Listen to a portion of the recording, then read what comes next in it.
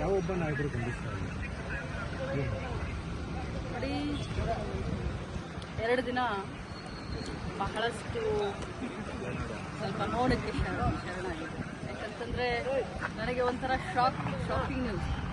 ಯಾವತ್ತೂ ಕೂಡ ಯಾರ ಕಡೆಯಿಂದ ಸರಿದ್ರು ಅಂತ ಅನಿಸ್ಕೊಂಡಿಲ್ಲ.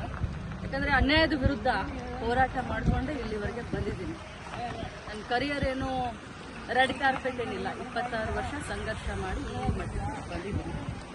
ಆದರೆ ಬಿಜೆಪಿಯ ಎಲ್ಲ ನಾಯಕರನ್ನ ನೋಡಿದ್ರೆ ನನಗೆ ನಿಜವಾಗ್ಲೂ ಒಂದು ಕಡೆ ಅವ್ರ ಬಗ್ಗೆ ಮರುಕುಟ್ಟುತ್ತೆ.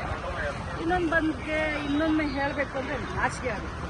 ಯಾಕಂತಂದರೆ ಯಡಿಯೂರಪ್ಪಾಜಿಯವರ ಮಗ ವಿಜಯೇಂದ್ರ, ಆರ್ ಅಶೋಕ್ ಅವರು, ನಮ್ಮ ಸಮಾಜದ ಹಿರಿಯ ಮುಖಂಡರಾದಂಥ ಯತ್ನಾಳ್ ಅವರು, ಬೆಲ್ಲದವರು, ಇವರೆಲ್ಲರೂ ಒಬ್ಬ ಮಹಿಳೆಯನ್ನ ಅಸಹ್ಯ ಮಾಡಿದಂಥ ವ್ಯಕ್ತಿಗೆ ಇವತ್ತು ಸಪೋರ್ಟ್ ಮಾಡೋದನ್ನ ನೋಡಿದ್ರೆ ಒಮ್ಮೆ ಮರಗು ಬರುತ್ತೆ. ರಾಜಕಾರಣಕ್ಕೋಸ್ಕರ, ತಮ್ಮ ಪಕ್ಷಕ್ಕೋಸ್ಕರ ಬಾಯಿ ತೆಗೆದ್ರೆ ರಾಮ ರಾಮ ರಾಮ ಅಂತ ಹೇಳುವಂತ ಬಿಜೆಪಿಗೆ ಇವತ್ತು ನಾಚಿಕೆ ಆಗಬೇಕು. ಹೇಳಿದ್ದು ಅವರು, ಅನಿಸ್ಕೊಂಡವಳು ನಾನು. ಇವತ್ತು ಇಡೀ ರಾಜ್ಯದಲ್ಲಿ ಹಾರ ತುರಾಯಿ ಹಾಕಿ ವೈಭವೀಕರಣ ಮಾಡಿಸ್ಕೊಳ್ತಾ ಇದ್ದಾರೆ ಸಿ.ಟಿ. ರವಿ ಅವರು. ಅವರಿಗೆ ಆತ್ಮ ಸಾಕ್ಷಿ ಅಂತ ಏನಾದರೂ ಇದ್ರೆ, ಅವರು ತಾಯಿಯ ಮಗ ಆಗಿದ್ರೆ, ಅವರ ಹೆಂಡತಿ ಇದ್ರೆ ಅವ್ರಿಗಾದ್ರೂ ಅಟ್ಲೀಸ್ಟ್ ಹೇಳಬೇಕು. ಅವರಿಗೆ ಅಪರಾಧಿ ಭಾವನೆ ಕಾಡ್ತಾ ಇದೆ. ಆದರೆ ಒಂದು ಮಾತನ್ನ ತಮ್ಮ ಮುಖಾಂತರ ಹೇಳಲಿಕ್ಕೆ ಬಯಸ್ತೇನೆ.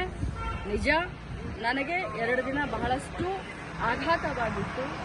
ಆದರೆ ಅನ್ಯಾಯದ ವಿರುದ್ಧ ಹೋರಾಟ ನಾನು ನಿಲ್ಲಿಸೋದಿಲ್ಲ.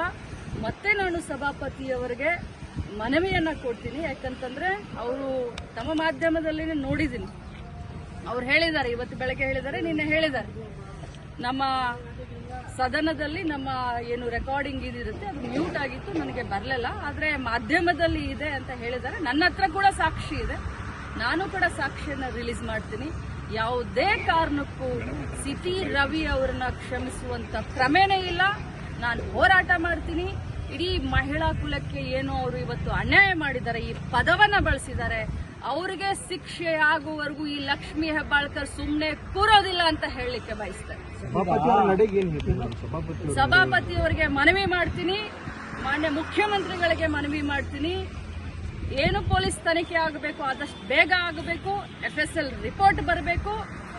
ಅವ್ರು ಏನೇನು ಇವತ್ತು ಇಡೀ ರಾಜ್ಯದ ಎದುರುಗಡೆ ಇವತ್ತು ಸಿ.ಟಿ. ರವಿ ಅವರು ಒಂದು ದೇವರು ಅನ್ನುವಂತ ಏನೊಂದು ಪೋರ್ಟ್ರೇಟ್ ಮಾಡ್ತಾ ಇದ್ದಾರೆ ಬಿಜೆಪಿ ಅವರು, ಅದು ಅವರ ಮುಖವಾಡ, ಗೋಮುಖ ವ್ಯಾಘ್ರಗಳು ಇವರೆಲ್ಲ.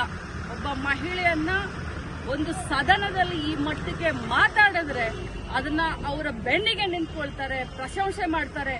ಯಾರಾದ್ರೂ ಒಬ್ರು ಅದನ್ನ ಖಂಡನೆ ಮಾಡಿದ್ರ? ಒಬ್ರು ಯಾರಾದ್ರೂ ಅದನ್ನ ಕ್ಷಮೆ ಕೇಳಿದ್ರ?